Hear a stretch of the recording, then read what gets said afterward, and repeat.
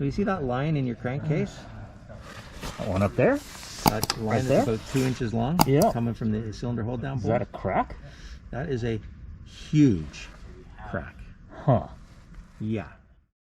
Some friends have been asking why I haven't been flying and why there have been no new videos recently. Well, this is why. During the annual inspection back in March, Mo found a crack in the crankcase that grounded my plane until the engine could be fixed.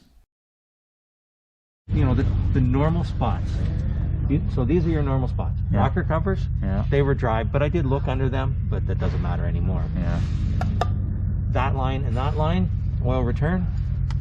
That hose and that hose, that's your normal, that's your only spots where oil can leak. Huh. And then you go forward to the crankshaft seal, which you see occasionally. Yeah.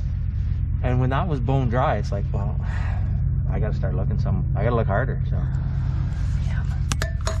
Yeah. Yikes. Naturally, a crack that big in the crankcase is not something to mess around with. And with the engine close to overhaul time anyway, I decided to get a factory rebuild that Mo could swap in.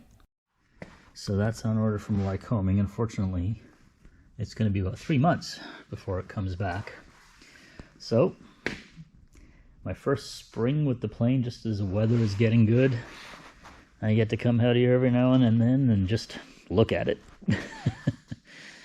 With the way COVID impacted supply chains though, the 11 weeks turned into 16 weeks before the new rebuild finally arrived, right before Canada Day.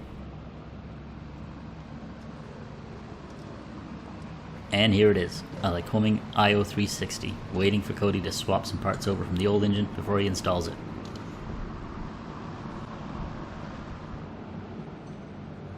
Cody's super careful, cleaning the old starter motor and alternator meticulously before installing them. No worries.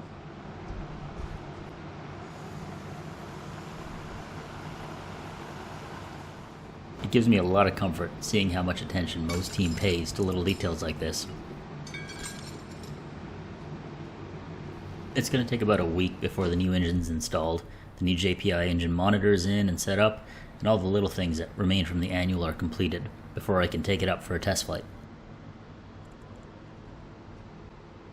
Is always make my passengers really comfortable. Yeah. I don't do any steep turns unless I absolutely have to. Yeah. I kind of pre-warn them to everything I'm doing. Yeah.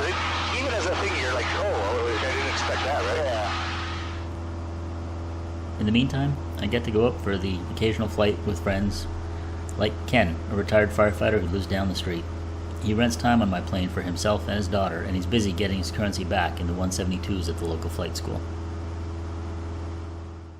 And Roger, who bought the Van's RV6A that his grandfather had built after he sold me his Sierra last summer. He knew I must be going crazy not being able to fly, and on the day my engine arrived, he flew across Toronto to take me up in the RV6, and he even let me take the controls for a while.